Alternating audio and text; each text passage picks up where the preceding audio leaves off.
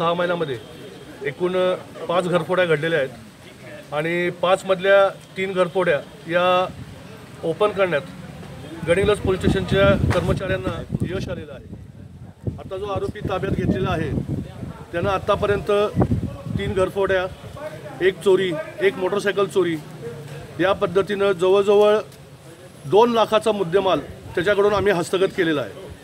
याच्यामध्ये खास करून विशेष कौतुक करावं लागेल ते पोलीस कॉन्स्टेबल गुरव यानं खूप धाडसानं त्याला पकडलेलं आहे। त्याच्या हाताला सुद्धा मार लागला परंतु त्यानं त्याला पकडलेलं आहे आणि माझ्या सर्व पोलीस स्टेशनच्या कर्मचाऱ्यांनी अथक परिश्रम रात्रीतनं घेऊन हा सर्व मुद्देमाल रिकवर केलेला आहे। त्याबद्दल मी त्यांचंही अभिनंदन करतो।